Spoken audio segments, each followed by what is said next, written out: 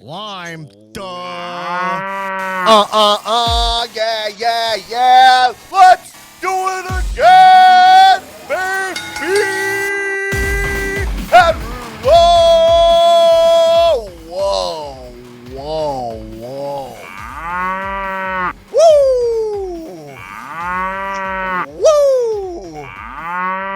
Sports aren't exactly my thing, so...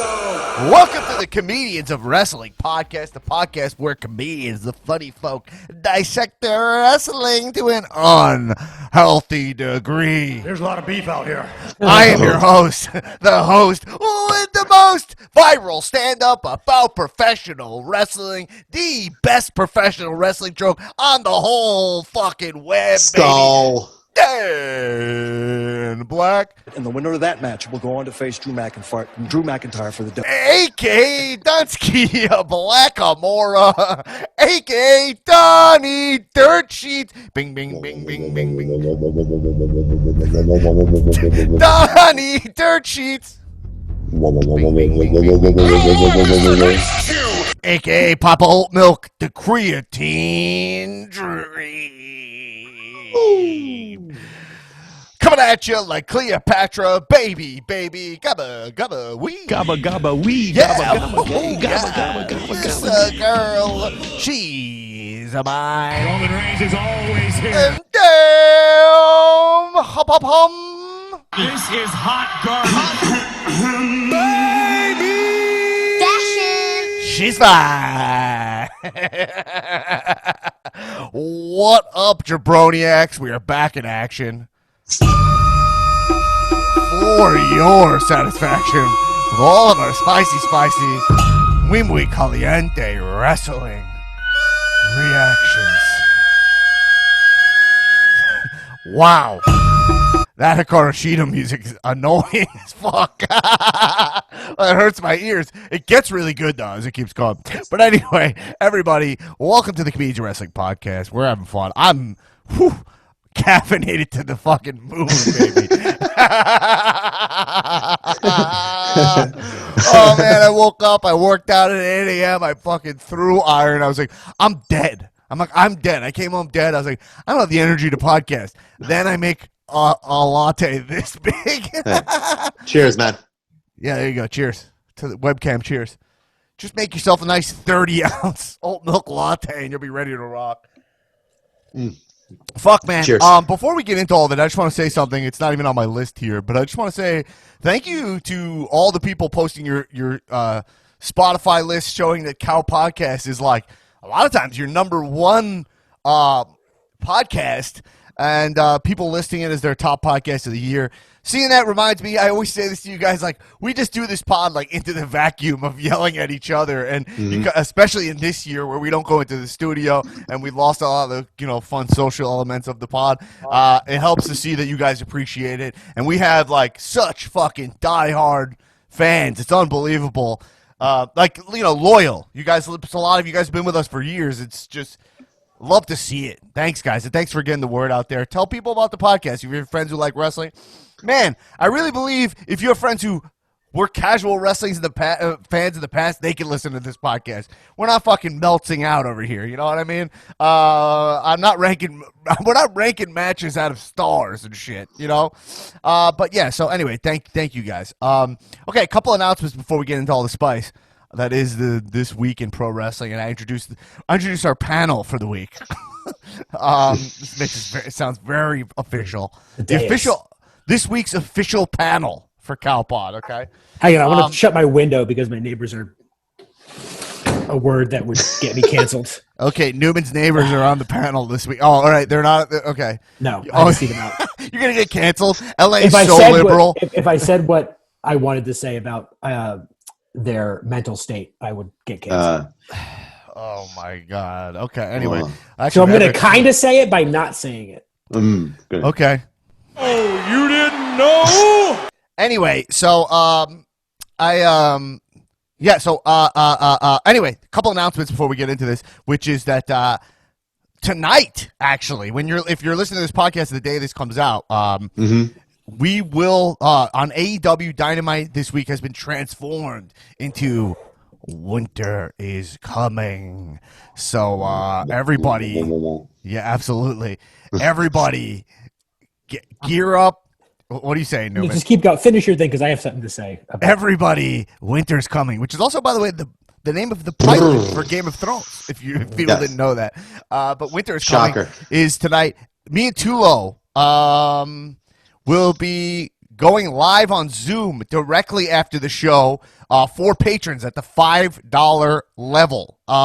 So if you're patreon.com/comedians wrestling, $5 and up, we're going to be recording our post-show Zoom. You guys can post-show podcast. And you guys, I had a little too much caffeine. You guys can tell, right? I mean, should I edit around this? Nah, absolutely. Nah. This is turning into the Comedians of Podcast.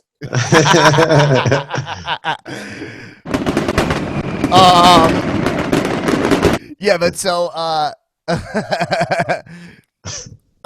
so after AEW Dynamite tonight, aka Winter's Coming, after the big Mox versus Kenny Omega match tonight, title bout tonight, we'll be going live recording the podcast. If you're a Patreon member, you can join us on Zoom, watch us record live, and the way we do it is you'll be visible. If you throw up the cow sign, you can get your opinion. You can live cash in during the pod, and it worked awesome last time. So join us after the show if you want to talk about it, you want to hear us talk about it, and also it'll be available normally as the bonus episode for this week. We'll be talking about the big match. So check that out. Another reason to give back to the podcast, patreon.com/comedians of wrestling. Also, our Cow Zoom Thunderdome, our monthly hangout, will be for the TLC pay-per-view, which will be on Sunday, December 20th. So we'll have more details about that. But if you want to hang out with us and watch TLC together,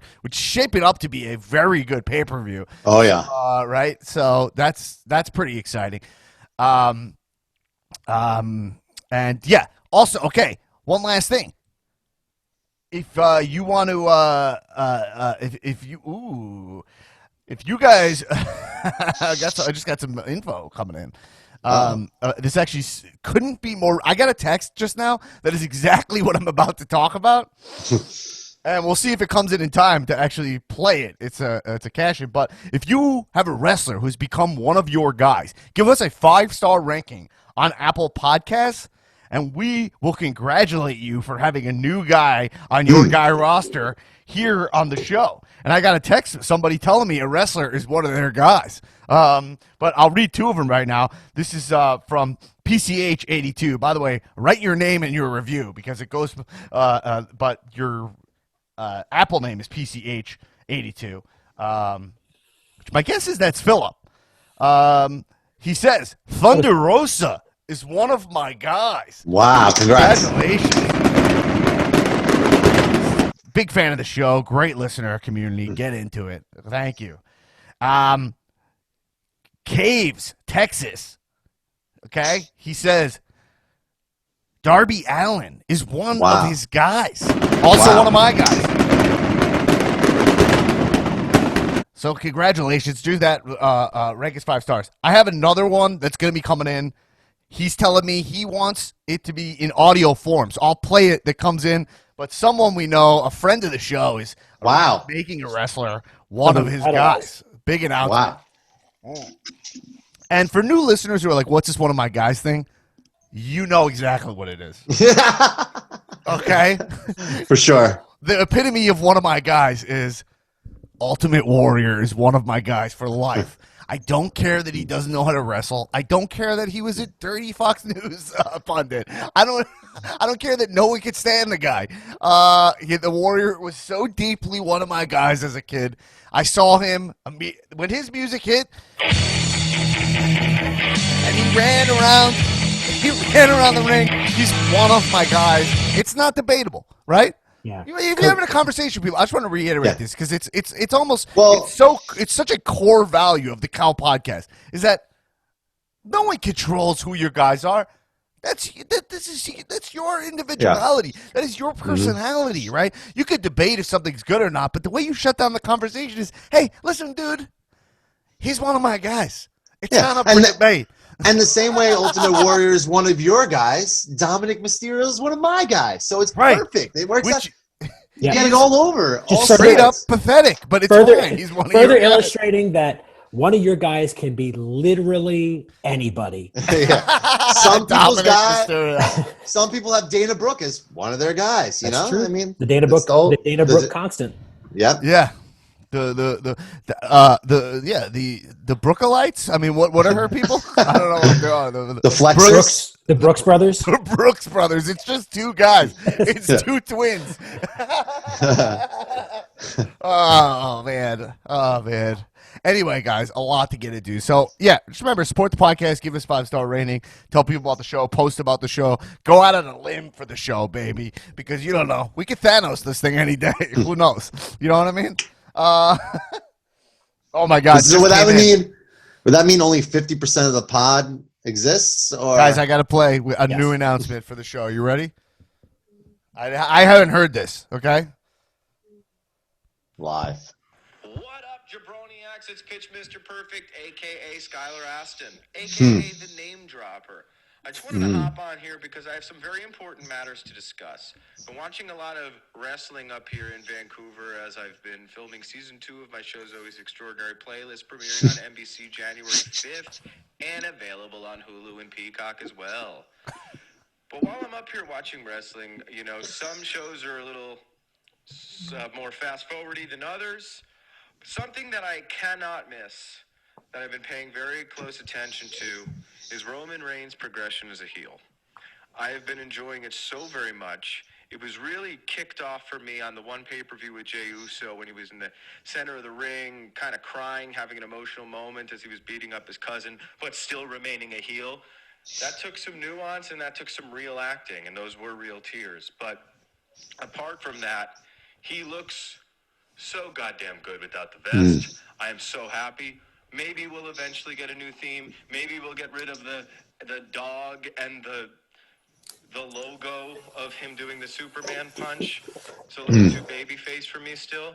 But he'll get some tribal stuff. We'll see head of the table, you know. Can't wait for a head of the table match at TLC. Come on.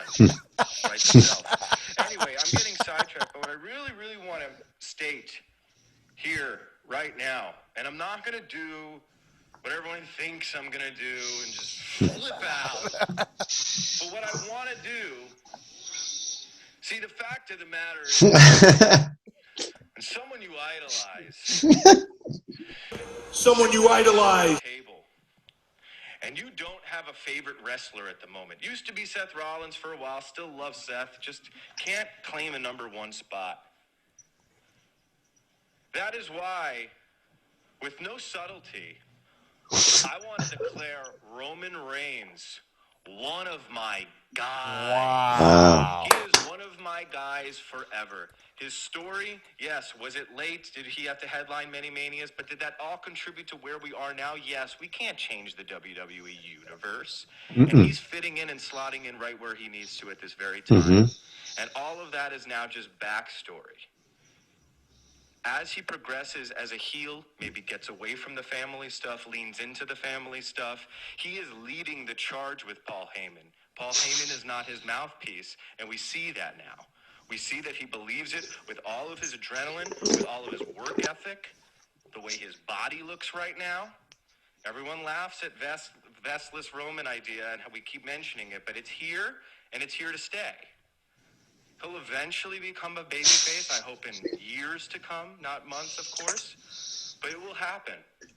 And that is why, for the many reasons, Roman Reigns is a survivor, Roman Reigns is a chief, and Roman Reigns is one of my guys. Cheers up. Let's go, baby. Wow. Wow. I mean, that was breaking news. Skylar Pitchman. But can we just say, before I say, what can we just compliment Skylar for a second? What a performer! I mean, Yeah. that's just a message. That's a first draft message he wrote to me on my phone. He knows to introduce himself. Fucking unapologetically is like, yo, here's hit my the plugs credits. up top. Here the fuck I am. Yeah. What a he's such a wrestling fan. You gotta love Promotes him. the show. Skylar Aston's one of my guys. Yeah.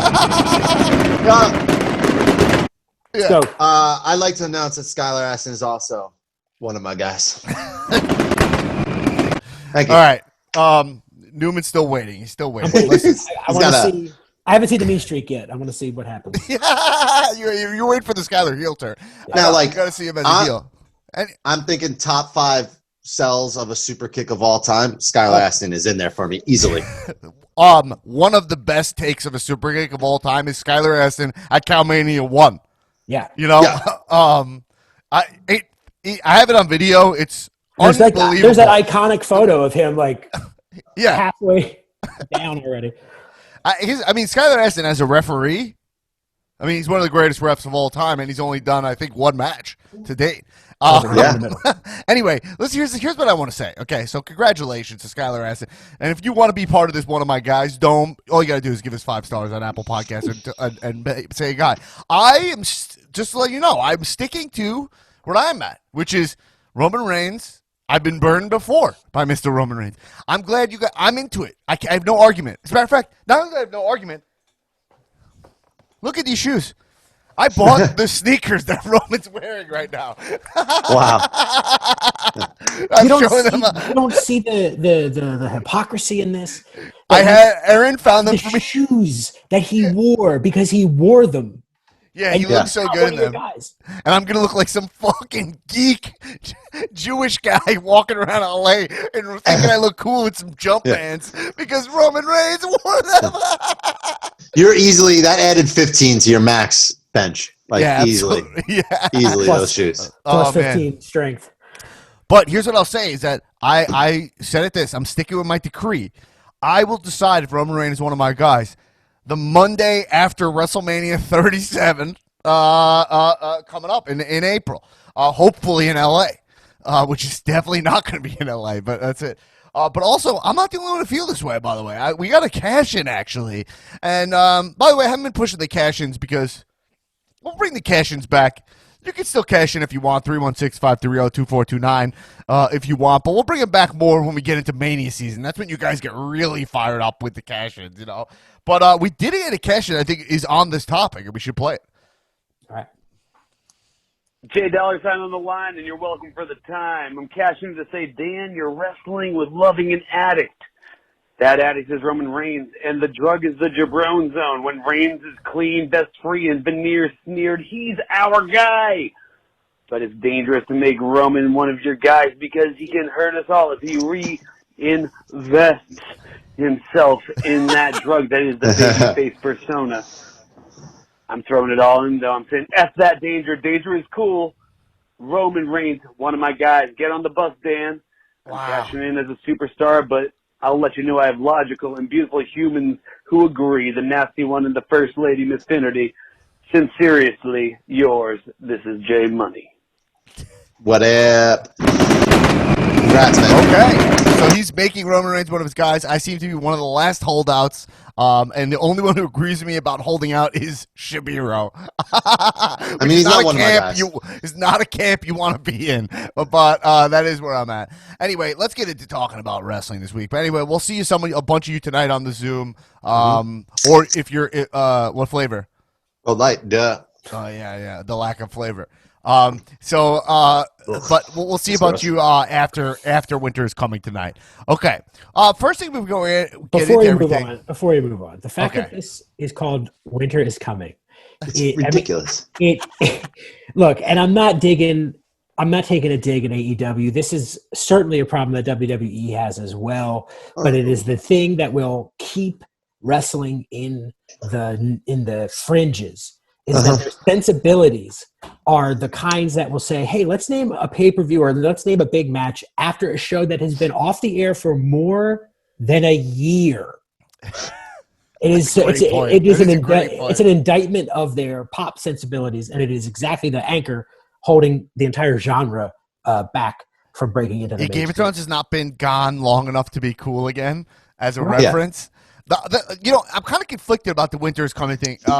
Is because It looks on one cool. hand, it is a unique. I love the branding of like the picture, the photos and stuff, like the whatever the skins of the But of it's the just graphics. it's just But it's exactly the HBO thing. But wrestling does pull from pop culture a lot, and that sometimes works really well. So it's tricky. It's the difference between cosplay and influencing. Name a time- This is exactly this counts more as cosplay. I agree because it's exactly the name of the pilot. Winter is Coming. It's exact. So it's just copying, right? So it's the same thing as when fucking Jabroni Gargano comes out in Wolverine costume, right? but name a time when wrestling has made a pop culture reference that was like on point with the zeitgeist. Like when have they ever?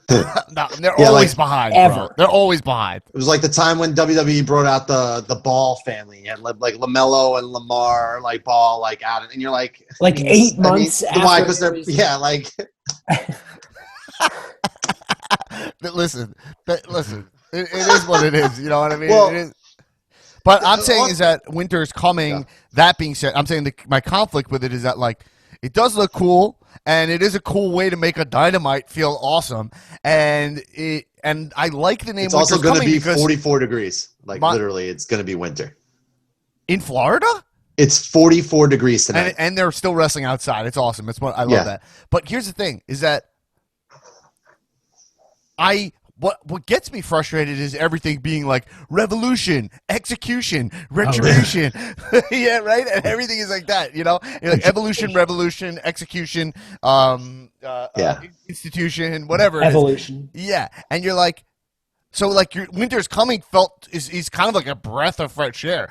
Backlash, vengeance, like right. So I was like, oh, it's in that way, it's really good. But yes, it's not even just derivative; it's plagiaristic. Yeah. I mean? So I agree. I'm with actually you. shocked they're getting away with it.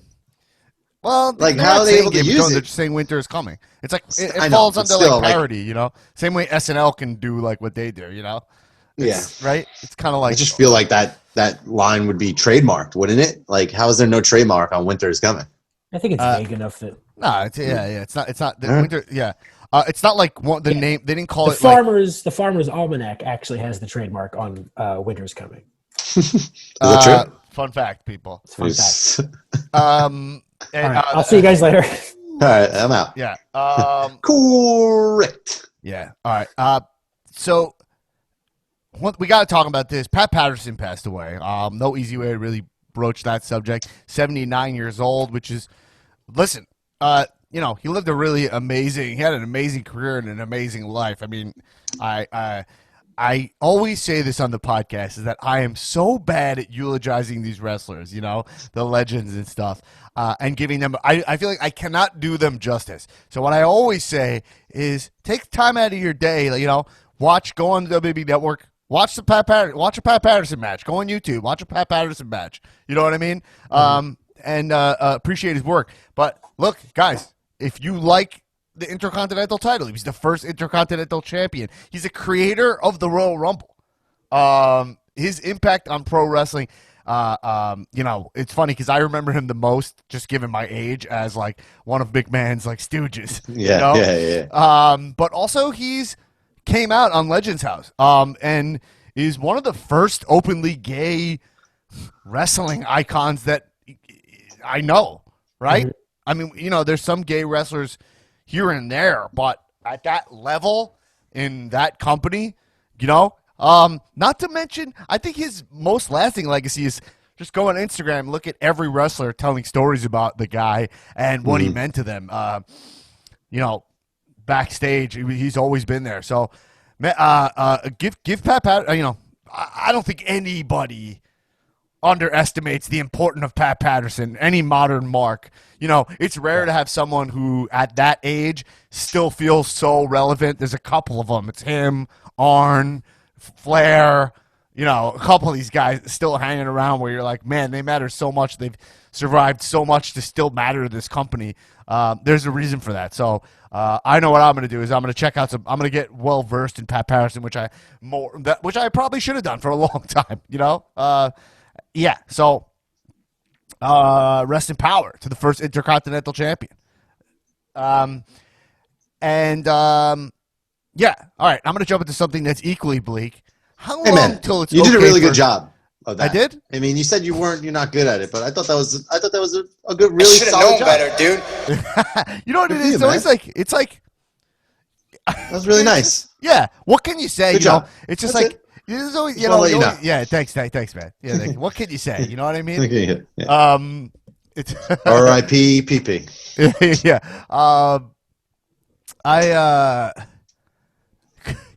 I had a weird moment. I had a weird moment today where I was going to Google the movie "Killing of a Sacred Deer." Okay, but as I'm typing that into Google, it's killing. I'm like, I'm just casually want to get some facts about this movie that because I thought it was a cool movie, right? And then and then it's like Killing of George Floyd comes up first, and you're like, wow, what a.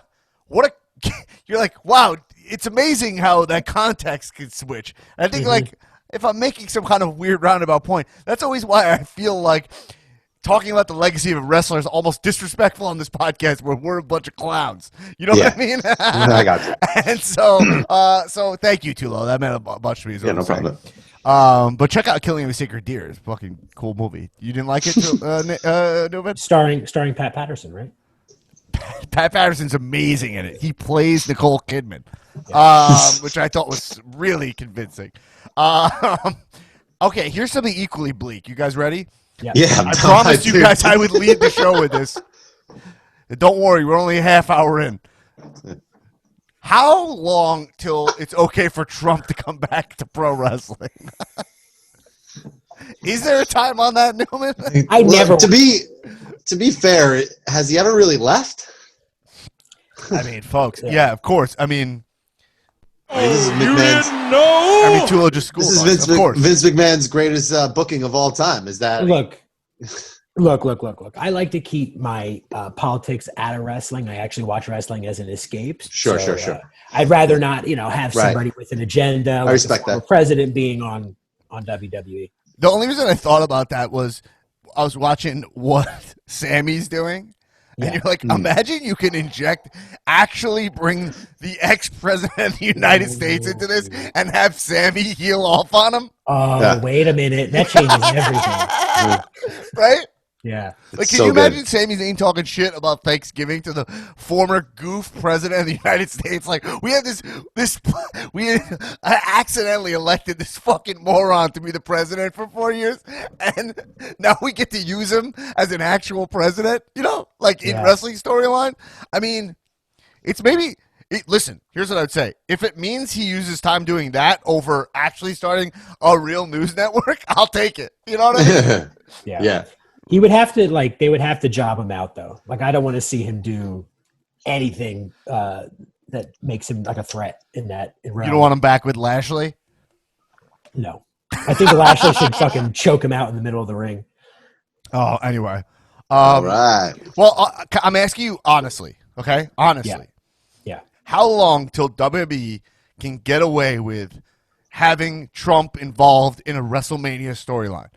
Is there an actual amount of years? Honestly, project forward. I don't think so. 4 years. Yeah, I think 4 years might even be.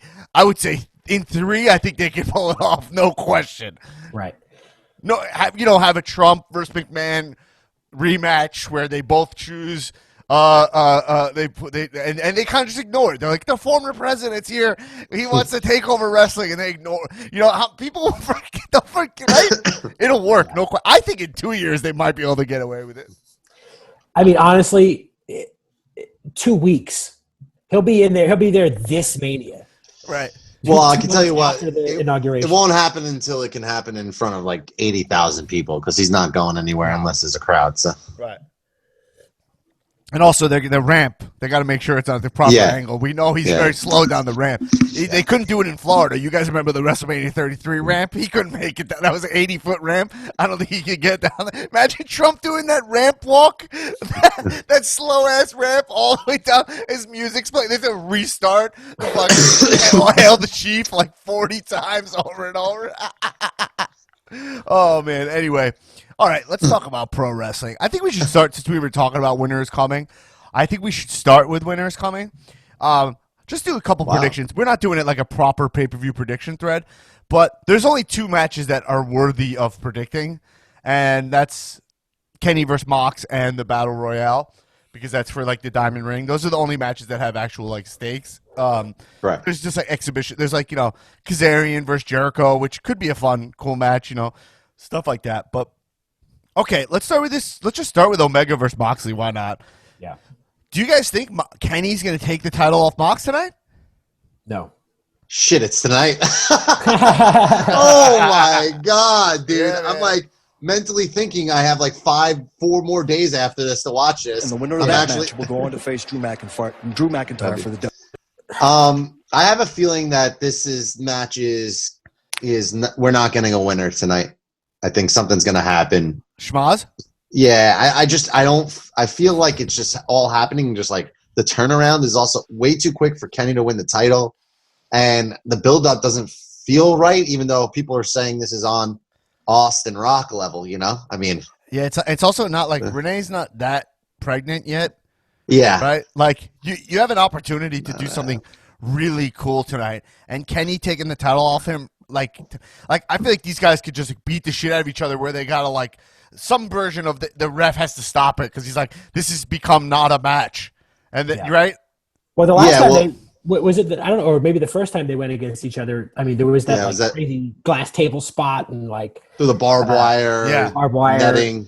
Yeah, so I think you're right. I think it's gonna get gross at some point. But like, I don't see Kenny winning because I mean, Kenny, this match is really, it's a guy, Moxley, who like confirmed fucks, right? And that versus Kenny, who is the world's biggest virgin. It's just is not That's his on gimmick? his side. Yeah, it's not. He's a voluntarily celibate virgin. Oh man, The energy's not there for him. I can't believe it's fucking it, dude. You didn't know? Correct. I gotta up the sound on that drop. Yeah. But yeah, so It's very good. But so I mean, I think you have this amazing opportunity where it's on just a Dynamite. It's free TV. So if you schmoz it up, no one's gonna be upset. Right? So why not? What I would just do is double count out, fight into the back. Then people start breaking them up. They beat the shit out of those guys too. Like, just have it be like insane. The only reason why that's not going to happen is because Kenny wants it to be a wrestling match. So the tables and the things aren't going to, I don't think are going to play into this. Moxley doesn't turn into one because Kenny will start acting like Kenny will do the first move to make it not a wrestling match. Right. And then same thing they did with MJF, remember? Or I don't know. They don't have to go that way, but like, I mean, something will happen to piss him off. Kenny will make it personal. He'll do, maybe they'll have Renee there and he'll like, like the closest kiss her or something. I don't know. This is like this could main event Wrestle Kingdom. Like, if you think about it, like if these two guys were still, if AEW didn't exist, we'd probably be watching this at Wrestle Kingdom like this year. This would be the main event for the title, right. Kenny versus Moxley, and that's an honest opinion. So the fact that we're getting it on a Wednesday night. It all feels too rushed, and it's funny because I always say that they drag all this shit out. But if you think about it, the journey for Omega to get here and where Mox has been, what he said about Mox has been all over the magazines and stuff. So it's actually a long story, and they've been telling it for a while, and now we're here, but also it all just happened in within a month. Right. So it feels like we're all agreeing no contest. What's the mistake I've always made? I always say it on here. Is that the mistake I make is thinking a pay-per-view matters, right? Mm-hmm. That's the mistake I think and I won't care if it doesn't matter because I'm not paying for it. So they have this amazing opportunity. So I agree with you. I would say this is going to be like a double count out, something schmozzy, like something that's not neither of these guys are going to win. And if one guy wins, it's by DQ, Tony also said that he's willing to Your boy Tony? Yeah, my boy Tony Khan. Not Big Tony T. Shade, Tony Khan. Big Tony, TK. TK in the house.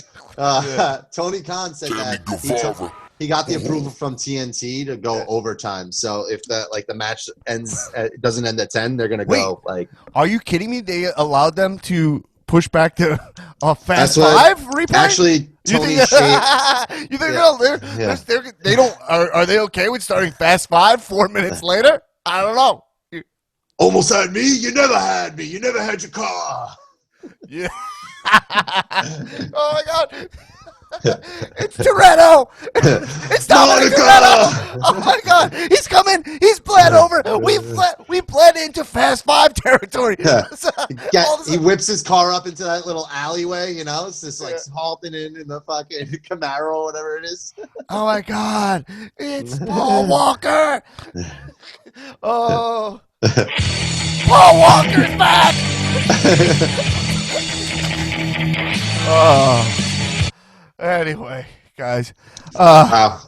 Anyway, yeah. So I think we all agree there. What do you guys think about this battle royale for the Dynamite ring?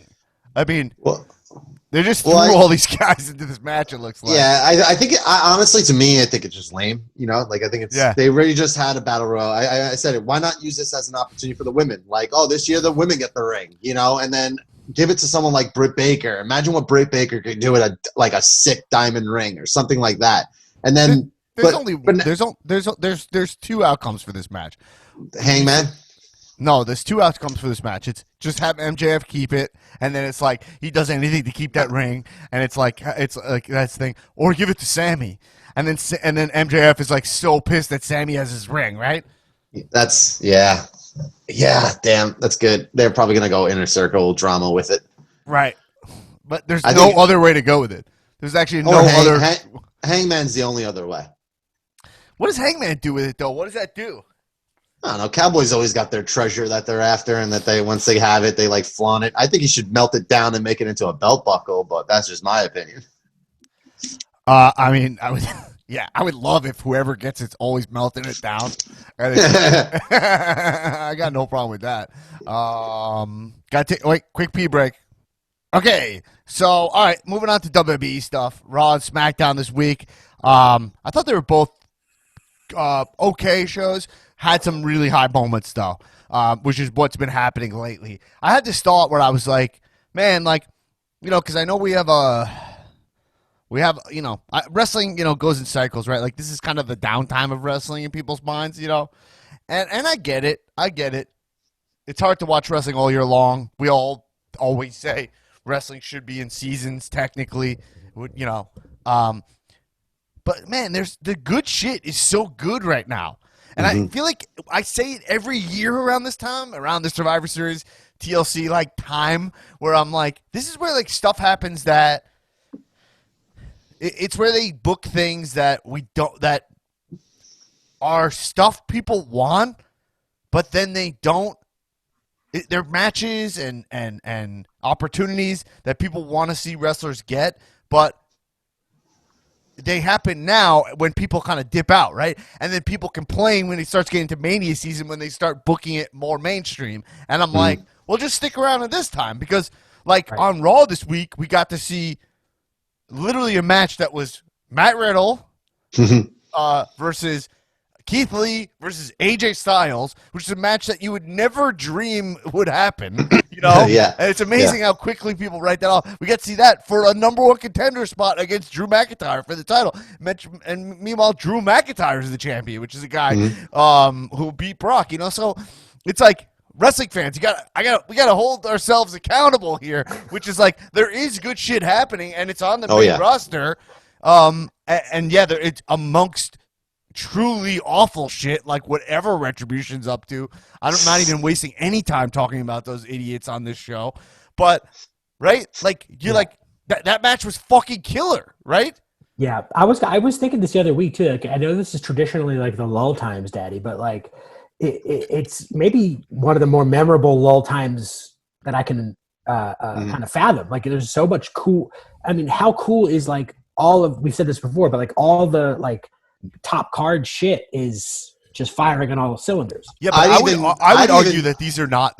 My argument is that these are never the lull times for Maybe there aren't lull for times. the real fans. Right. You know, because like for not for the real fans. That's pretentious. I don't like that. But like for the true marks and the marks who are watching all year long, they get frustrated by stuff we get that's predictable, formulaic, and driven by, you know, when Cena was around, it would be like, oh, here, you know what's going to happen. It's all Roman. They push him back into the title picture. All wrestlers jam down our throats. But I feel like interesting shit. Like, if you remember around this time, this is when, okay, this is kind of goes against the grain a little bit, but Brock got beat by Goldberg at Survivor Series like a couple years back, you know? Right. Like that was fucking cool. That's like, yeah, so I don't know. And then I'd have to go look up exact examples, but also we get some cool matches when there's title shot crossovers. You know, we got to see Brock Lesnar versus Daniel Bryan. Like, when will we see that match? Yeah. AJ versus Brock Lesnar. We got some really cool stuff at Survivor Series. So I don't know. In my mind, when was like No Mercy? That No Mercy, we got to see Roman Reigns versus John Cena. Remember that in the Staples Center? Yeah. Like there's some stuff. I know I'm naming like guys that are more mainstream. It's kind of going against my point, but I am saying that interesting booking happens in these times between whatever Vince's vision is for WrestleMania season. You know? Yeah. What I'm wondering is when you're going to intro Tulo and I. Oh my god! Oh my god! Oh man! Correct. Yeah. It's Tulo and the nasty one, and Nancy Newman and the architect Nick Tulo on the show today. What's up? All I wanted to do is get an intro so I can show everybody my new Crocs. You know, I mean, game changer. Get yourself a pair of Crocs. Beautiful Crocs. Leopard whatever. Crocs? Leopard, yeah. Yeah, gorgeous. Shout out to Kai. Kai, my boy had him on in like one of his like Instagram posts. Right. I'm like, I need those fucking things right now. He's an influencer. I literally bought that shit like immediately. That's hilarious. Cha-ching. Sorry guys. All right, it's all right.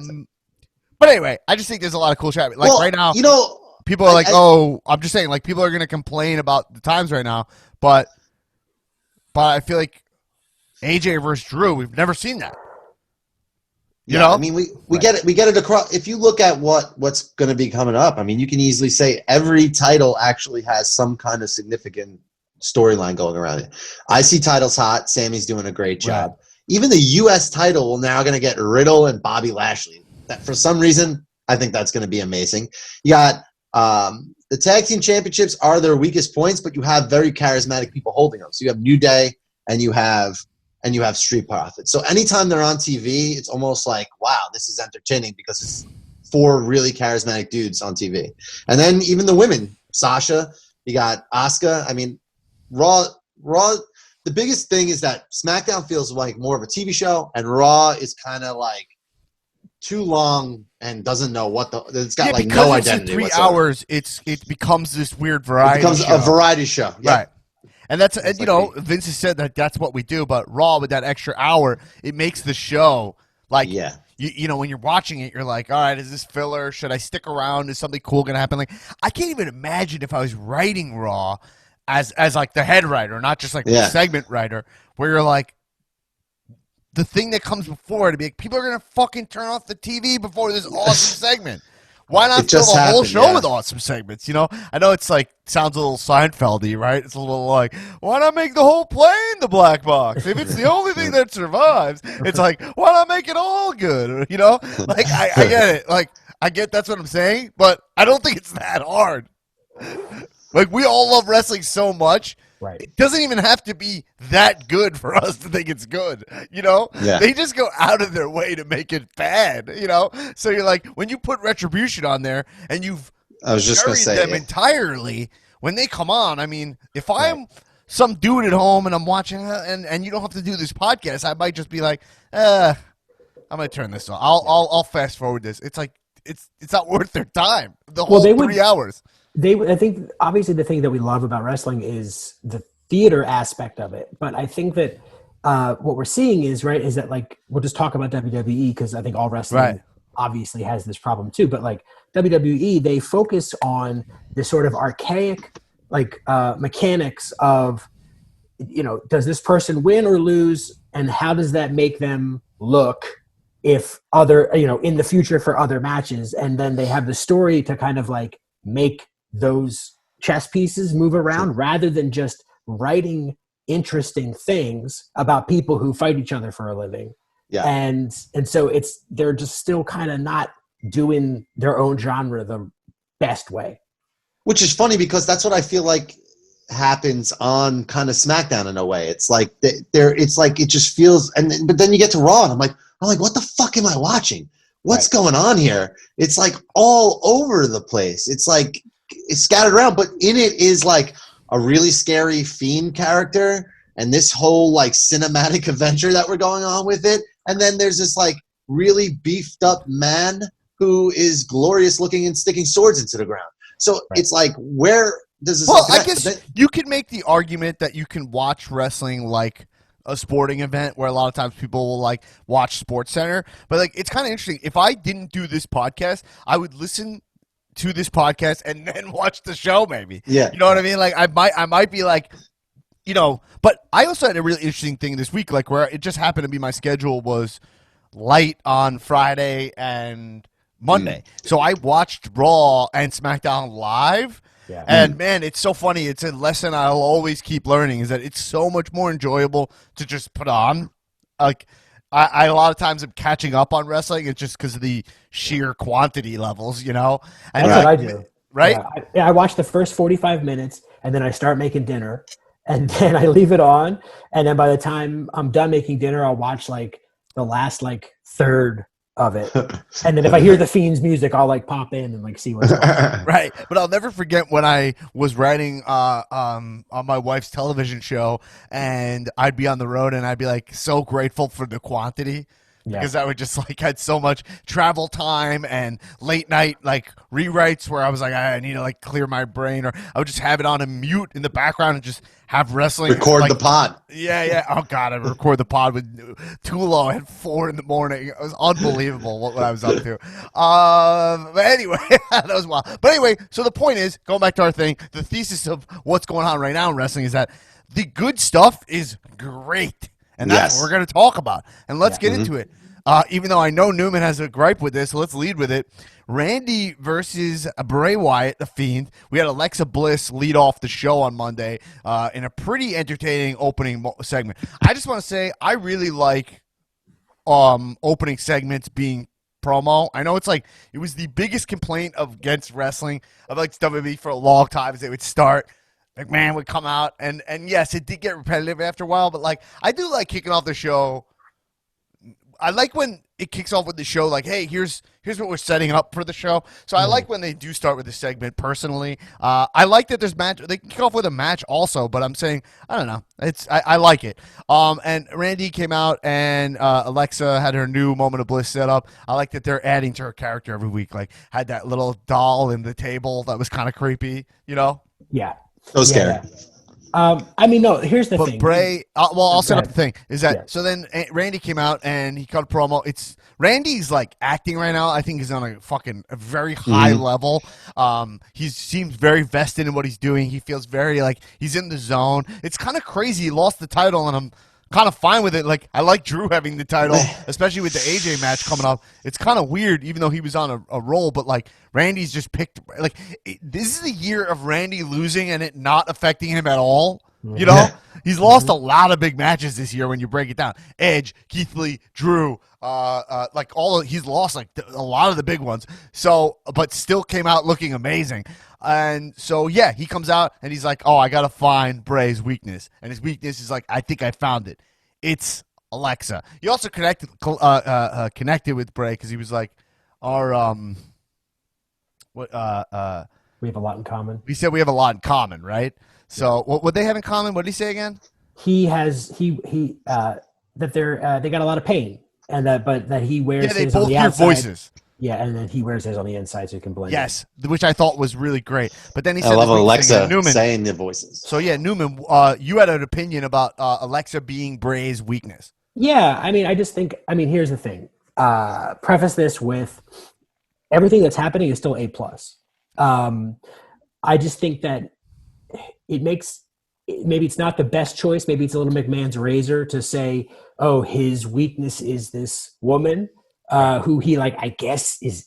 Are we to assume that he's into her or just wants to protect her? But I don't know. I don't think so. There's that level, right? Where What's McMahon's razor again? McMahon's razor is based on the principle in logic called Occam's razor, not to be confused with Occam and Razor, the authors of Pain, that says that the most likely or the simplest explanation is most likely the correct explanation. And so McMahon's razor is, the least interesting idea is the most likely idea they're going to go with. That's so good. I love hearing you explain it. I love the Occam and Razor part. That's why I ask it every time. Yeah, what are you saying? So I think so there's that aspect of it where I it's a little lazy to have Alexa be the weakness of the Fiend. Then on top of that, I don't think the Fiend needs a weakness or should have a weakness. He can lose, and it doesn't matter because he still changes you. That's kind of the way that he works. And Bray, Sweater Bray, he might have a weakness, and it might be Alexa for the reasons that they're kind of implying with the Fiend. But it just doesn't quite click for me that she would be the weakness, because not to go back on what I said before about this archaic kind of mechanics about making people look right versus not, but I think she should be more of a threat than just a foil in this situation and a prop to piss the Fiend off, because she's, I don't know, they could use it to make her even more violent. I think, but this is a really good, this is the zone that I wish this podcast could be in, meaning the writing, and it's a very low bar of the writing makes sense, but it's not your preference, right? You're it's not bad writing. Right. Because if you think about the origins of the Bray Alexa storyline, Alexa came out and then she wiped his face and he was felt weakness, right? He was what is this? I don't feel this normally. And you have these moments that make it make sense where it's yes, they don't have some they haven't had some long love affair or whatever it is, some I don't know what you call it. It's not romance or kinship, whatever it is. I don't know what their relationship is. But they've done enough that it makes sense where if they want to go this way, they can. You don't like it. That's good. That's fine. That's hey, that's any show where you're well, you're I didn't like that choice. But most of the time, wrestling is just it makes no sense. Where I'll be all right, you're his weakness, but then the next week they drop it. You know, yeah. Well, yeah. I mean, and that's a great point. And I think that it is you said it's a choice. It's just not my preference, but at least it's a choice. It's a deliberate story choice, which is what we don't get a lot. Well, I think we've yet to determine what weakness actually means too. Is weakness a win-loss thing? Is weakness a destroying the Fiend thing? Is weakness a vulnerability thing? What is weakness? Because clearly weakness is to him, he came out and wanted her back. I just don't. I'm all right, I think so also, I need another week back. I don't think that's what he did. Is that I think he was going to attack Randy, but what he did was he picked her up so he couldn't get close. Right. So it was oh, now you're holding her. It's the equivalent of you hold someone, the daughter, somebody's daughter hostage, and you're you can't arrest me. It's like that. And so I thought that was kind of cool. But I would. And Randy's also a guy that's been known to. It doesn't matter. Yeah. What happens? He can. He also gave Beth Phoenix an RKO. So. Well, he has IED, so intermittent explosive disorder. Right. Which, by the way, if you don't know what I'm talking about, go on YouTube, Google that right now. That is Randy's promo, which for me makes Randy the best. He has an actual diagnosed disorder in kayfabe called intermittent explosive disorder, where he actually can't control himself, and you have to respect his disorder. Where he can't control that he RKOs people out of nowhere. It's he's actually Randy in kayfabe is mentally ill, right? Yeah. Yeah, I'm looking at it right now. Randy Orton on WWE.com. Randy Orton and IED, the facts. Yeah. Admitted that he suffers from intermittent explosive disorder. Yeah, it's one of the greatest promos. He's apologizing, being like, sorry, I have an affliction. You know? Wow. An affliction, and not just his T-shirt. No, he's the only guy who wears affliction in T-shirts that make sense. Yeah. It's actually it's a diagnosis. He wears his affliction on his sleeve, but literally. His slither on his sleeve. Oh god, Randy's the fucking best. He's like walking new metal. He's so good. But the thing about Bray's weakness, if you want to get the writing to be even slicker, we were texting about this, is that we already have Bray's weakness. Bray's weakness is his losses as Fedora Bray. It's his failures as Fedora Bray, a character that he believed was like he believed that he deserved more. He was underappreciated, and these are all the guys who beat him when he was that character. So you kind of have that already, and you're like, that feels like a really interesting way to go for Randy. He should come out with come out in a rocking chair. Like instead of he'll sit down, he kicks Alexa Bliss's chair out of the way. He grabs a rocking chair and he sits in it for the interview. Right. So I think that anyway, that'll be interesting. Do you think this leads to a cinematic match? I think so. I think definitely, right? Yeah, I think they want to produce the shit out of this. You think they do? And Randy has a rematch, something. But Randy's been on a groove with those produced matches. Remember, the greatest wrestling wrestling match ever was a produced match too in the Performance Center. Right. So I can see it. I think it's time. We haven't gotten one in a while too, since the swamp match with Braun, right? So yeah, I think the interest. What I'm kind of keyed in on is what the Fiend does now, or what Alexis does now, to show Randy that they know what his weakness is too. Like how deep and dark they're willing to go to say, no, you're not the scary one here. Yeah, because I think Randy should be the first guy to maybe get in fuck with Fiend, and I think that's where they're heading. Like we should not oh god, isn't Randy so awesome? He's really great, and 2 years ago I would have fought you on that, but I mean this year has just been undeniable. Yeah, I mean, well, that's because you were not sympathetic to his disorder. I didn't know. I didn't realize I was being ableist. I didn't realize. Yeah.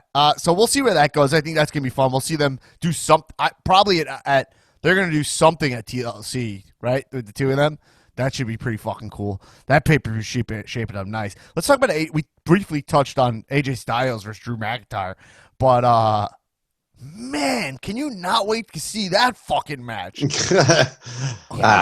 Right? I mean, two guys at the top of their game again. I mean, it's like AJ's doing all of a sudden doing incredible work out of nowhere. He is constantly reinventing himself, but not reinventing himself, but finding new ways to be himself. Like it's so crazy. Now he's got Amos next to him, this huge 7'5" guy, and he's getting carried out like a little kid, screaming and yelling and like manipulating a plan because he knows he probably can't be Drew, so he's trying to get Miz to cash in a win because he knows he can beat Miz. It's like, what is going on? AJ, you're the man, dude. And like I normally hate the like sort of wrestling trope of like little wrestler with the big bodyguard. Yeah.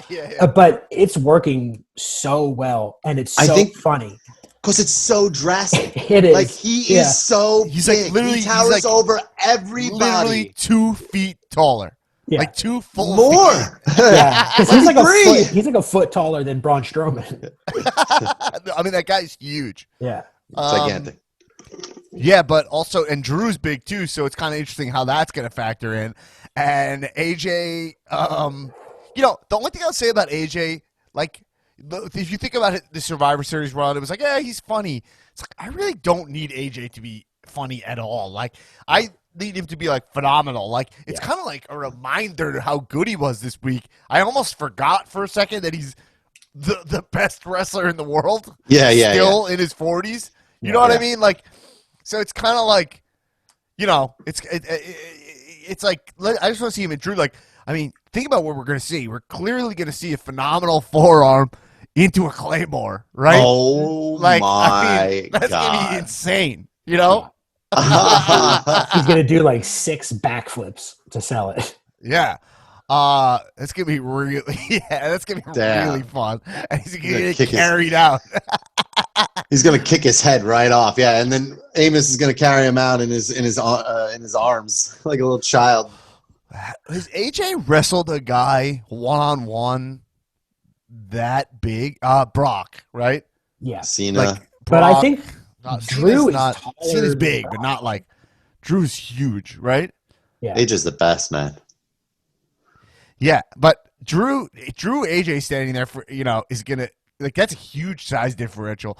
AJ has AJ wrestled. He doesn't look that bad next to Roman. Roman's kind of like not. There's just some of these guys. It's not really about height even. It's just kind of like total mass. Have we seen AJ versus Braun one-on-one? I feel like we have. Yeah, I feel like we have too. We had to have, right? Yeah. I don't know. I love that match just because even with Riddle and Lee, they both like after that match was over, it's like they both had like little segments after. Riddle's going to do his thing, and then Keith looked awesome in that match too, and like he's clearly playing his part. They're going all strength with him and how impactful all of his things look. Like he's not doing a single solitary move that's not getting you to go, oh damn, like every single time. Yeah. Also, Keith. They seem to get Keith Lee. If you go on WWE's Instagram, like they had a whole thing being like, "What's your favorite Keith Lee move?" Like they're giving him a big documentary that looks really cool. They're going all in on Keith, which is very cool. I have the thing for him. What? Put Keith Lee in the Hurt Business. Suit him up. MVP is now the leader. He doesn't wrestle. Keith is the main event title guy. You got Bobby as the United States, and you have Shelton and Cedric, and even put Ricochet in there. I don't give a fuck. Have them go for all the titles. Too low. Is it weird to just throw every black guy in the same stable? Clearly, but that's what they're doing. Why? So how is it weird? It is what they're doing. It is what they're doing. They did a whole promo about the Nation of Domination. They had the whole thing. Right. Like they said, this is what they're doing. So you know what, Keith Lee, that is the perfect place for him. He's got MVP as his mouthpiece. The guy is all he does. His business is hurting, right? I mean, he can't. And if he put him in a suit and gave him some dope black and gold gear, I mean, he's missing identity. He's missing whatever it is. He'd be perfect. I think I know what you're saying. I think what you're saying is like I didn't mean to like throw you under the bus there. I just mean like no. I think what it is it's like I think the underlying point is that like the Hurt Business is similar to New Day.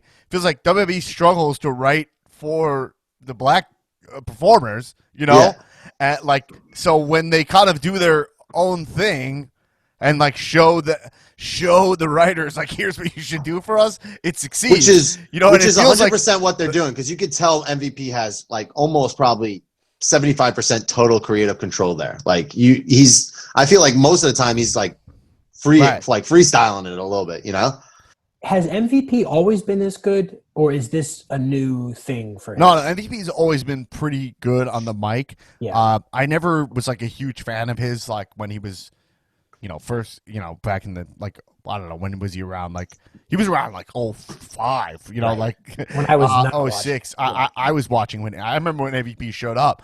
But he had a cool gimmick. Like his gimmick's MVP was like literally like, his gimmick was like, all in. A very valuable sports player, right? Like the biggest free agent in sports, and like his sign him, he came out with like the in football like the blow up tunnel. He used to come out with that, and like it all looked awesome, Yeah. But I don't. I like how he kind of let it go. This seems like he's in his best zone right now. Yeah, and I like how he kind of has made the U.S. title his own. Like even though it's on Bobby. But like he redesigned it. That was what he was like popular for having back in the day. So like, I think it's only a good place for wrestlers who are especially like in a weird zone for them to be. Like Retribution, no. Hurt Business, yes. Right. What's two sidebars before we talk about Roman KO? But what is Carmella's gimmick?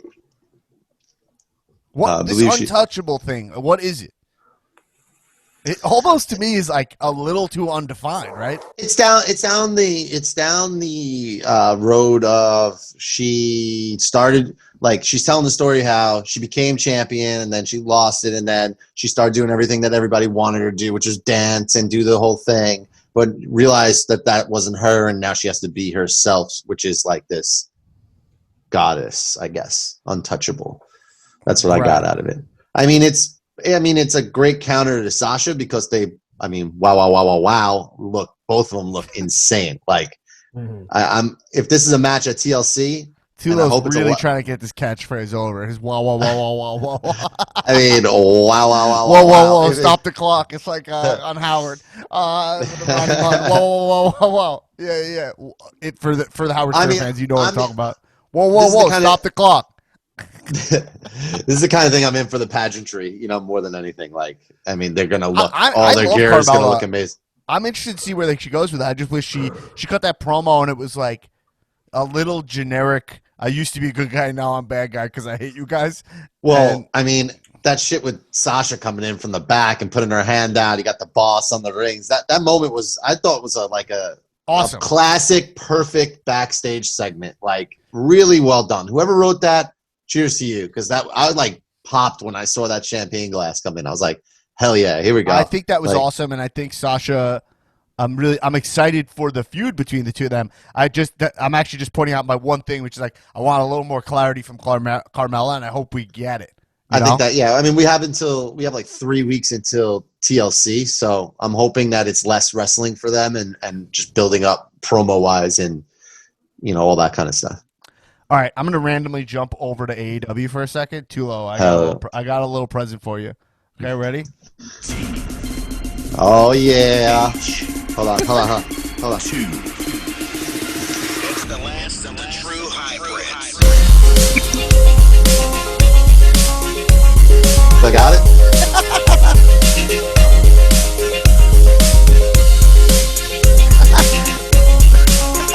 This is Angelico and Jack Evans theme song. What are they called? Like HN2? Yo, we're the hybrid 2, bro. Whatever they're called. And it was in my notes from last week, and I want to just address it here on the main pod because this is the kind of nuance we get into here. So you wrote, does anything annoy you on the Facebook group? You said, does anything annoy you guys more than Angelico's, the way he enters? And it was in my notes, hilariously, as something that I fucking love. And it is, but I agree with you. It does irk me. Like, it is, but I think it's proper heel heat. This dude, Angelico, comes out and does the most annoying fucking Euro trash. Dubstep, casual, annoying. dubstep. And you're like, that? Fuck this guy. I would never be friends with this fucking guy. Yeah. He's got his abs out. He's like a hot dude also. He kind of looks exactly like Fandango, right? And he lets his like little robe thing drape off of him as he's doing like a shimmy dance move. Yeah. He strikes me as like with that whole vibe is like the guy who like is still kind of like rolling at like 6 a.m. because he did coke and didn't tell anybody else that he was doing coke. Like, right. So, like 3 hours into his trip, he did some coke and then like he's still kind of vibing and everyone else is like, I need to coming into the next rave. Like, yeah. And also, by the way, both of those guys can go, they're both botches in their matches always, though. It feels like it's just too much. Yeah, okay, but I think that's also kind of plays at the heel heat. Listen, what I'm saying is that like I call them Eurotrash, and I want to give Eurotrash was the name of a comedy wrestling tag team. These guys used to do at UCBW back in the day. Back at UCB, I forget who did it, but I wish I could give them credit. But like, I wish these guys had a little more clarity of character with it. But that isn't a good. I just wanted to point out, like, I love every time he does it, I pop for it. It's like great, I said, commitment. I wish it was like less of a prop of a thing that he did when he came out. Like, like perfect. You know who they remind me of? I know everybody gets so upset when you compare AEW to a WWE thing, but they remind me of Grandmaster Sexy and Scotty 2 Hotty. Like that is them when they came out. you were just even though it was fun, they're like the opposite of it. I'm like, oh, these guys are just like such douchebags, like the way they dance it. But they need to incorporate that shit. Yeah. Too cool? Yeah. Hey.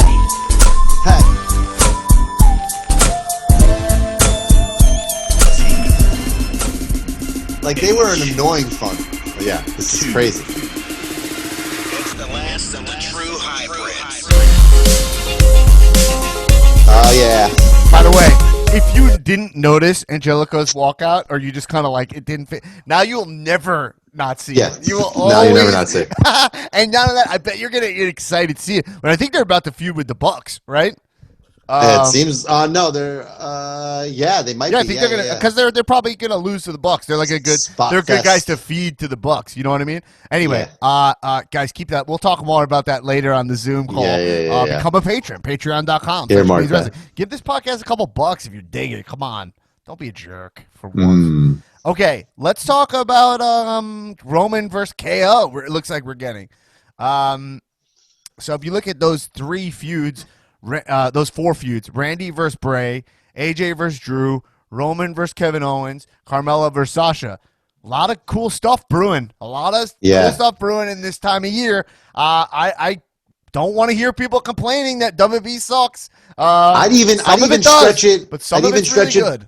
Bayley and the EST Bianca Belair feuding too. That's going to be a dope match as well. That's in my notes, which I've shared with you for this episode. I said, let's make this work, was my note. I said, let's make this work. I would want to see a women's feud, a women's grudge feud, not for the title, that gets proper airtime and gets people engaged. Let's do it.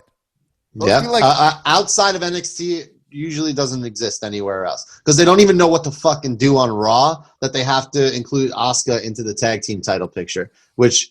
The women's tag team titles should just go to NXT because that's the only place where they'll ever be successfully used. They're just a waste on Raw and SmackDown. There's no women's tag division in NXT, right? No, but they can easily make one. Like, no problem. Okay. But yeah, anyway, Kevin Owens. So a lot of people shared me. I think the main thing to talk about is the show. There was some really the way it's booked. This Roman KO feud. They're not just recklessly pairing up. This is not KO winning a tournament and now he's wrestling Roman Reigns. No, this is KO having a fundamental problem with how Roman Reigns runs his family, coming from a family man. He does not like the way that he's treating Jey Uso. And it's gotten personal. Even Roman tweeted out, "You should have made this about the title, not about my family. Now you're fucking dead." You know?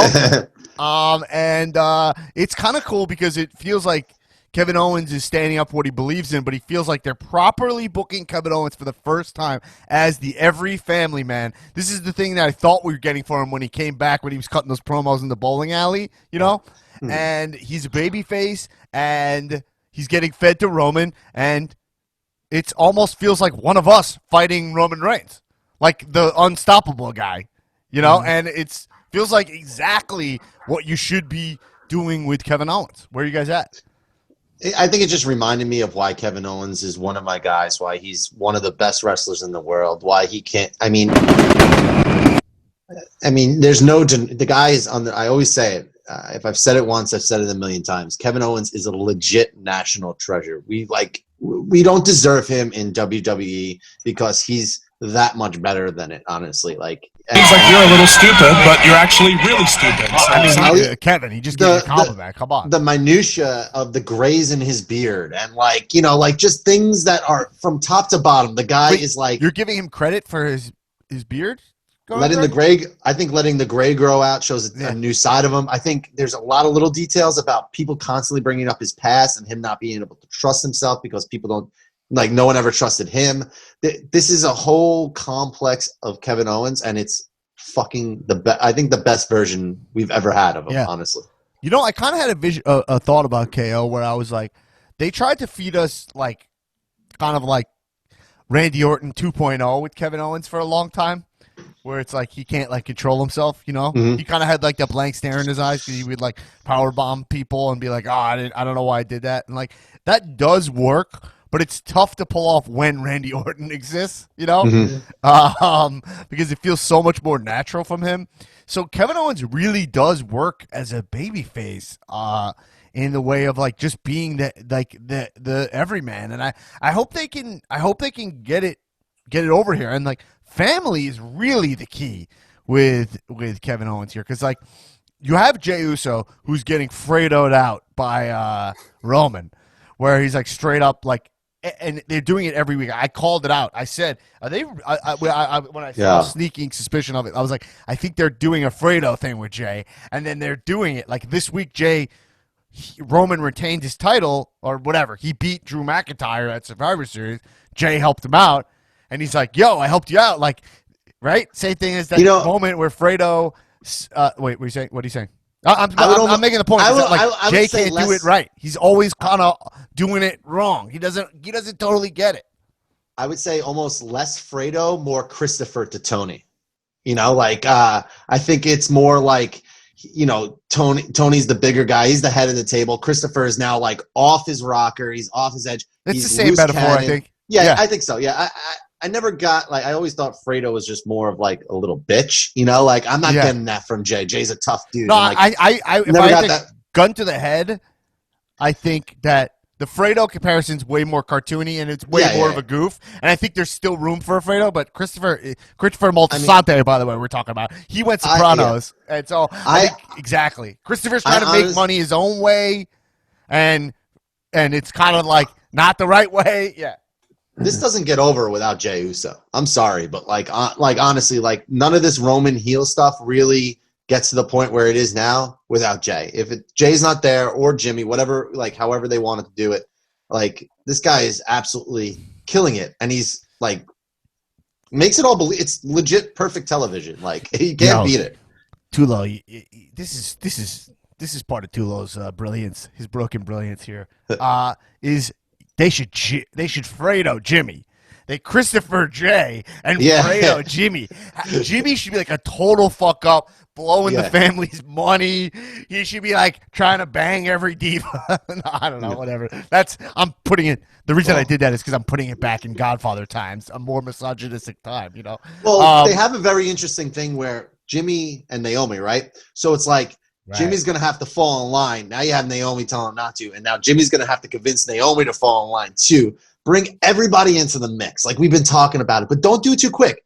Go down the line. Because I honestly think the match of the year would be Jimmy versus Jey. Like, because they have to do it. And then Jey beats Jimmy and has to convince him that now, like that's the convincing factor. With Roman watching in like a fucking...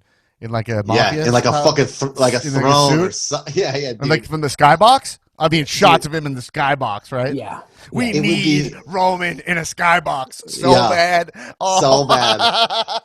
Oh, God. Paul has too many like little hors d'oeuvres. Hors d'oeuvres? Yeah. Put those back. They're not for you. Well, that's something Skyler nailed in his, let's just call it a promo. Skylar Aston's promo in the beginning of the show is he did say, which, and I have pointed it out before, is that Roman is succeeding not because of Paul, you know? He's succeeding with Paul, and it's kind of amazing. He almost doesn't need Paul. Congrats to Romans. I mean, he's fucking killing it. All right, I got two more subjects I want to bring up, and then we'll move on here because we have to record another podcast later today. We got to watch more wrestling and then record again. I still have to finish NXT. Jesus. Okay, but I want to. We briefly touched on Sami Zayn, and he's gonna have a feud with Big E. We'll see where that goes. That sounds really cool. Really excited for Zayn. It is interesting.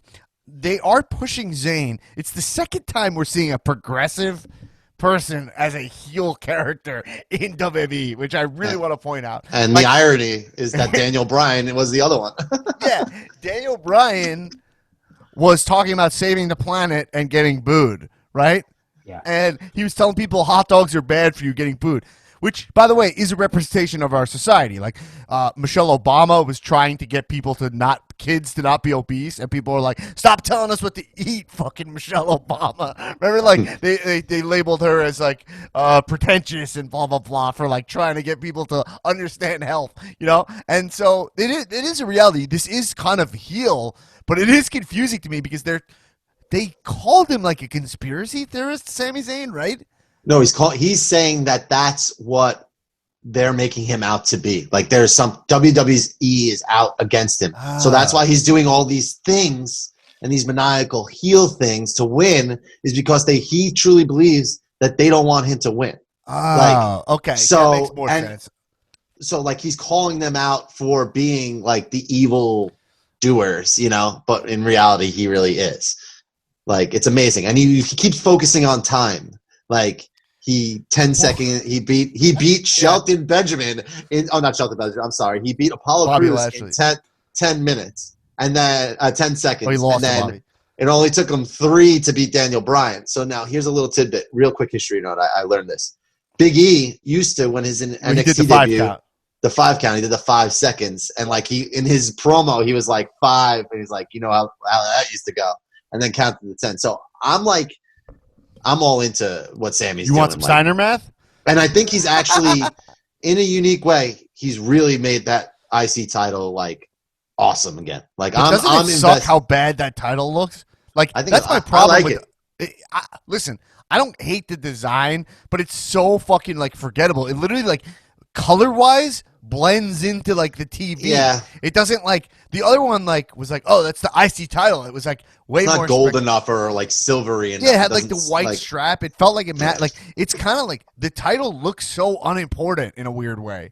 Even though it's a nice design, I think if Big E was to win it, it would look amazing on Big E. Yeah, well, I mean, Big E's fucking awesome looking dude, Yeah.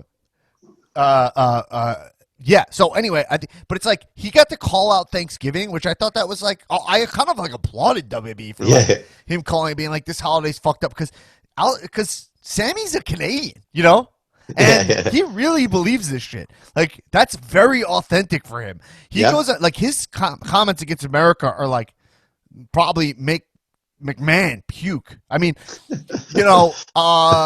Sammy's not even allowed to wrestle in Saudi Arabia.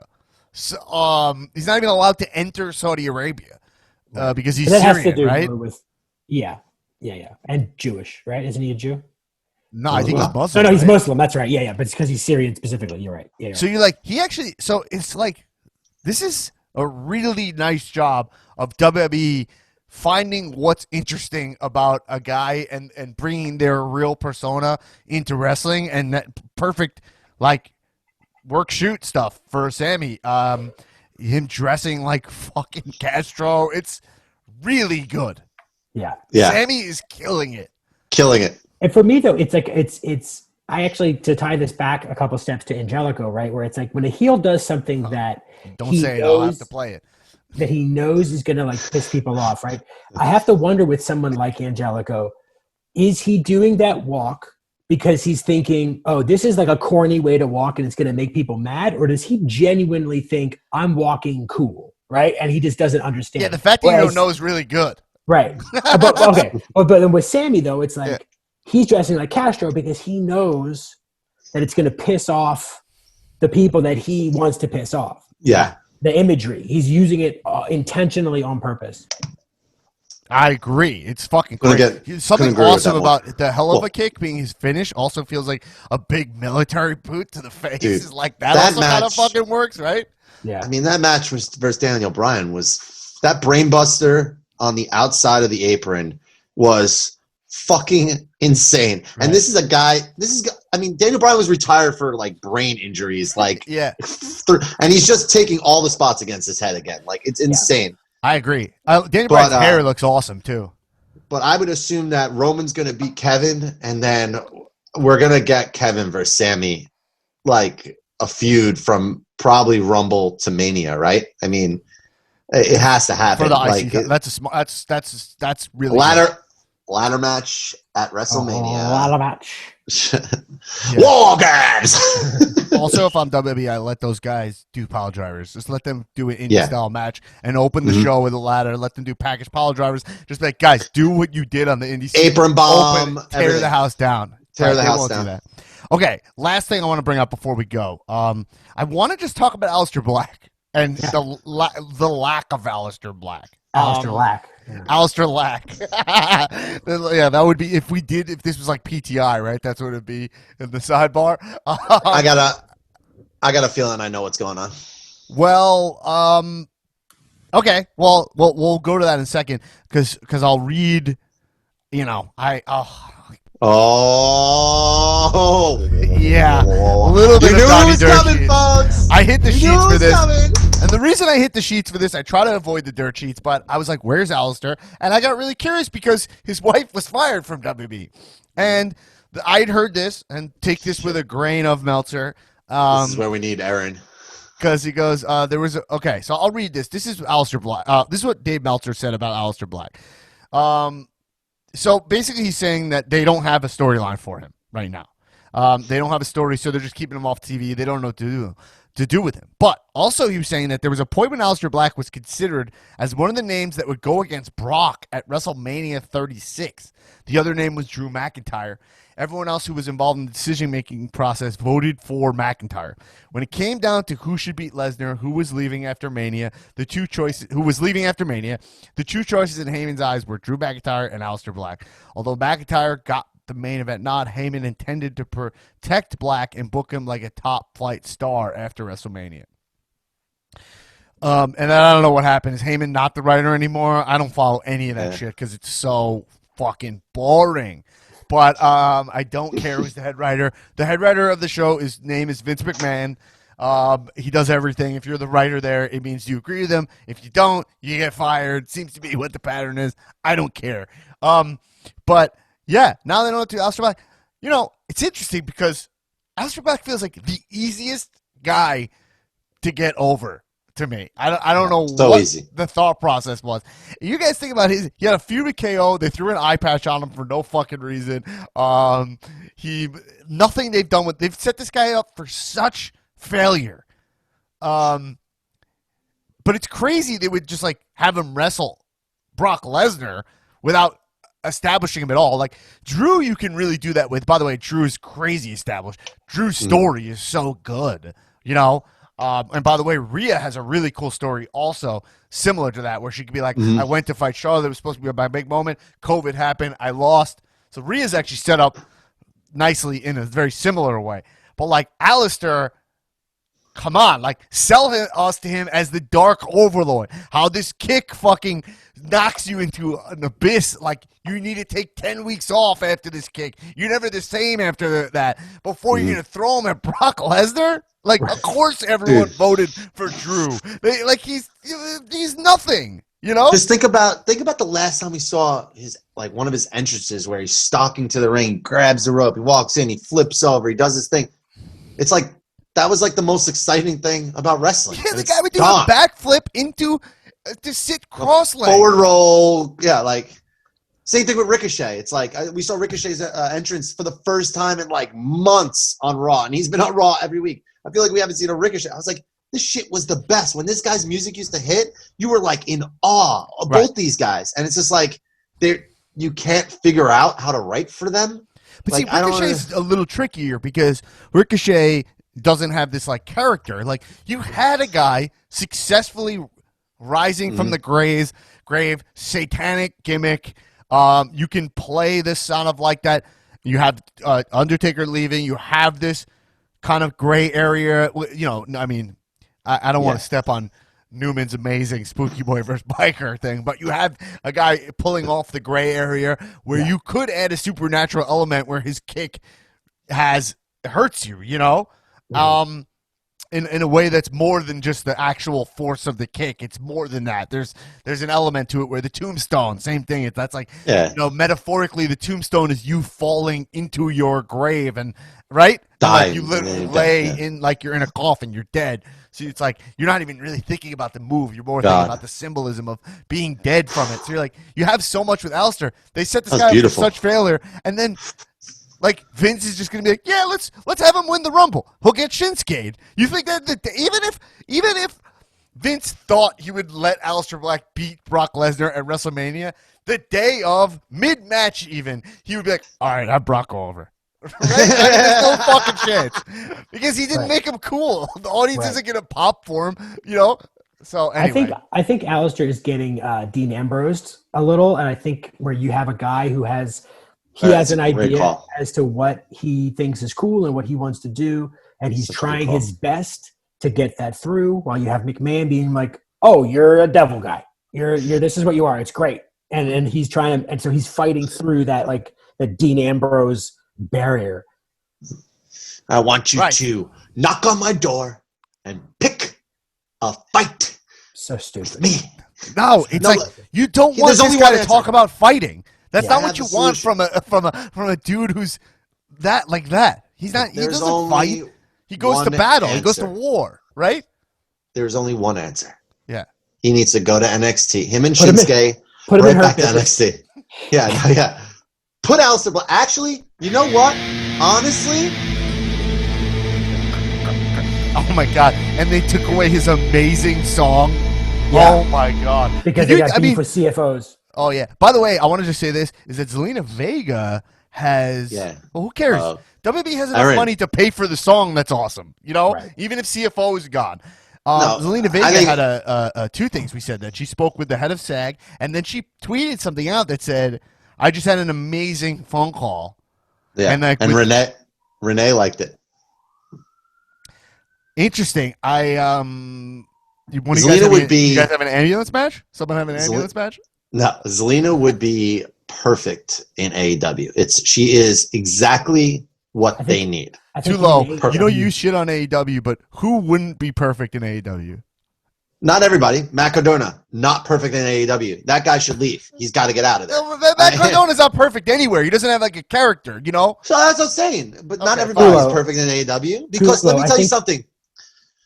Let me just finish my point. There are answers to that. I was a dumb question. Fiend would be better in WWE. No, but here's the thing. So we talk about this, we talk about the two sides. We talk about this creative freedom in AEW. If you go over to AEW and you don't maximize the ability of the creative freedom when there's clearly on the other side, you don't have any of it. Apparently, only the very well inner circle trusted people have it, which is like 5 to 8 people, like characters. Roman, probably, Kevin Owens, whatever.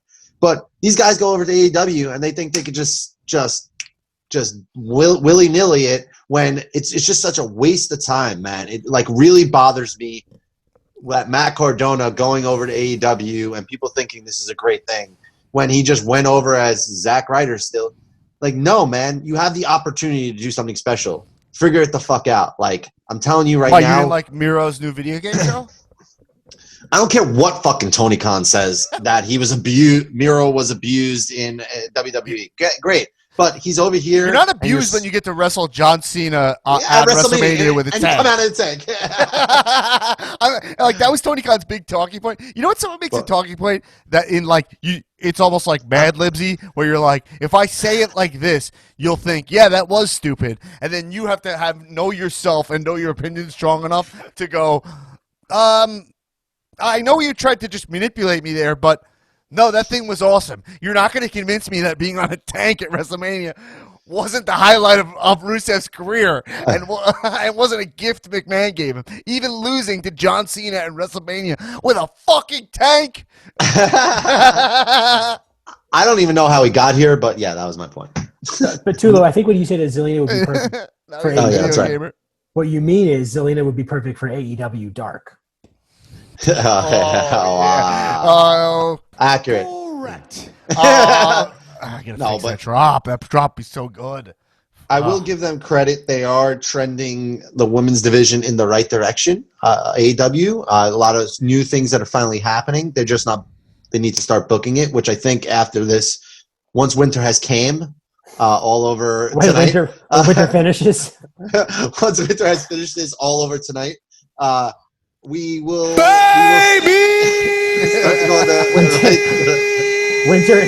Winter is breathing heavy tonight. Yeah.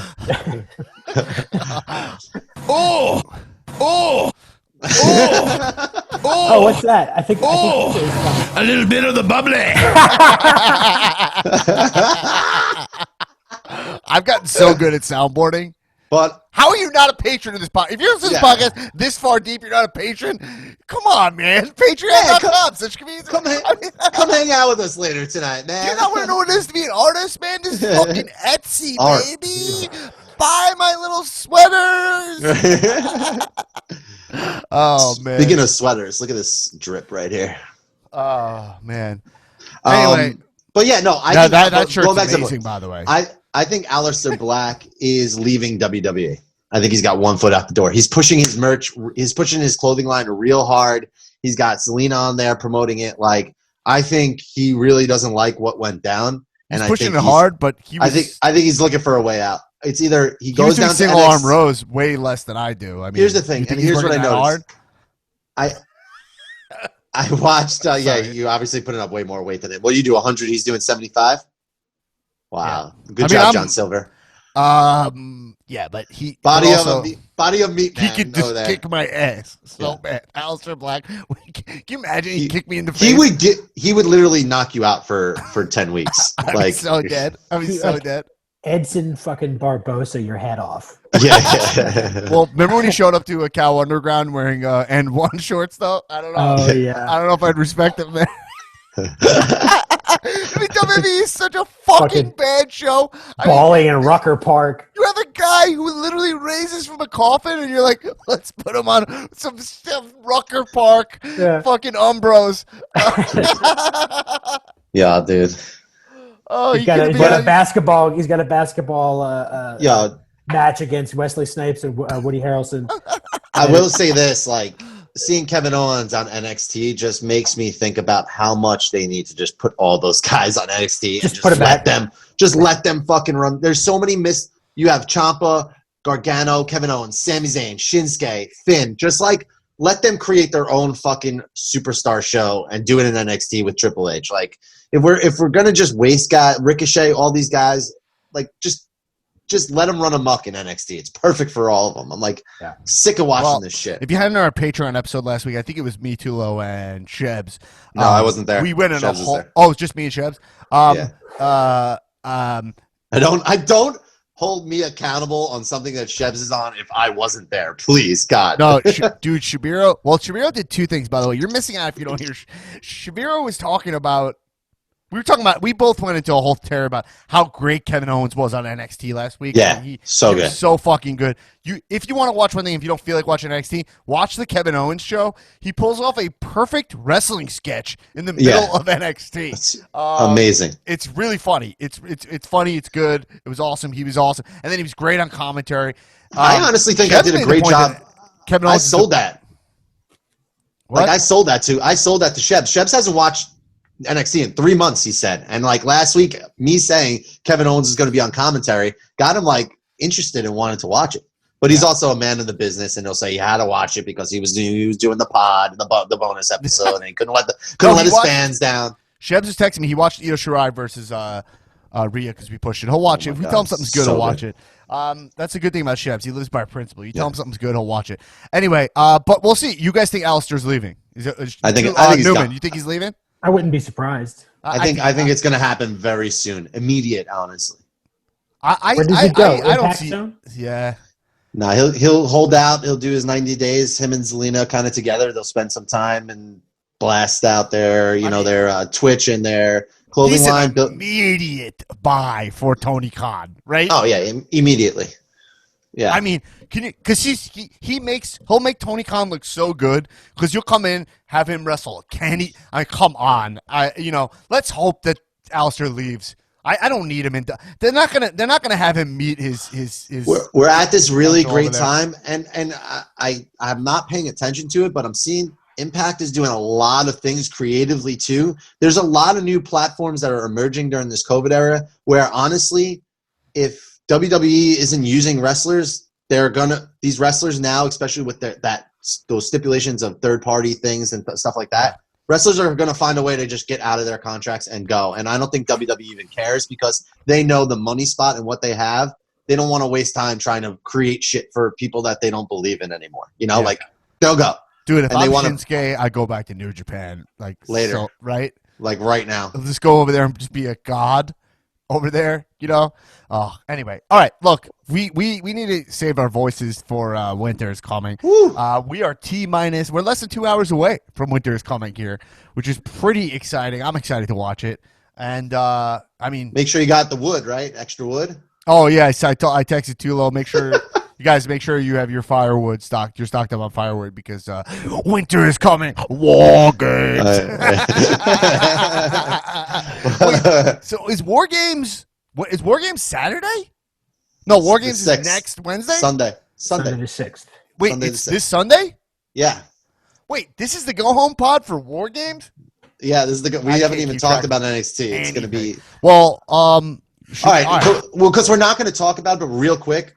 I really hope that the fourth member of Shotzi's team is like someone badass and it's not like EO or something. I hope it's like last year Kevin Owens was the fourth member. I hope it's someone like main roster down, maybe Charlotte or like something, Asuka, whatever. I don't give a fuck. Just make it like a huge thing because that match is going to steal Pregnant the Becky? show. Pregnant Becky would be sick. That'd be so funny. I'm way more hyped about I'm way more hyped about the women's match than the men's War Games match. It's not even close. Yeah. I mean, whatever. Maybe you Tulo want to put out a Patreon episode Monday after War Games. Perfect. We record it. All right, so we'll do that. We'll do War Games. Or we could do a post live show too, and then call it a day. We gave AEW people their satisfaction. We'll give the NXT patrons their satisfaction. We'll bang. Do you require satisfaction? I ain't get no. I mean, Tulo, I gave you a Hamilton reference and you didn't even take it. Anyway, I can never be satisfied. Okay, that's okay. All right, listen. That's what Kenny's. Someone you idolize. That's Kenny's motto. He can never be satisfied. Kenny's gimmick. You said is a virgin. I've never been The satisfied. biggest virgin in the world. By the way, if that was actually his gimmick. I mean, he's already one of my guys, but he would be so much more one of my guys. If someone's gimmick was being a virgin, Right. I love it. I mean, when your gimmick is vulnerability, like fucking Lil Dicky, his gimmick being like, I have a deformed penis, you cannot have nothing but respect for that. Like, you have to have so much respect for it. Anyway. Hello, that's a ladies. Great place to end this podcast, everybody. I think we did it. Frankly, I think we did too much. Remember, everybody, join our Patreon, patreon.com/comedians of wrestling. Get access to our bonus episodes tonight. We're doing a live Zoom recording of the pod. It'll come out as a normal pod on Patreon as well. If you don't want to join the Zoom, but you can join us, you can cash in, throw up the cow sign in the window, and you can get your opinion on the show. Cow Zoom Thunderdome, our hangout watching a pay-per-view, will be December 20th, Sunday, December 20th. We're watching TLC. That should be a blast. The pay-per-view starting to look nice, like we said. And also, remember, 5-star rankings on Apple Podcasts, and write someone who's one of your guys, and we'll give you a proper congratulations for having a wrestler be one of your guys. Spread the show. And remember, follow me on Instagram at @DanBlackAttack. I'm posting videos, clips from the show that are pretty fun and funny, and sometimes we're adding fun graphics to it. Tulo, what would you like to say? At Tiptoe with Tulo on Twitter. I do a lot of my wrestling reactions and stuff on there. So absolutely follow at Tiptoe with Tulo. Newman, you want to plug your Instagram? Nope. Everybody, keep watching wrestling. Kisses. Hugs.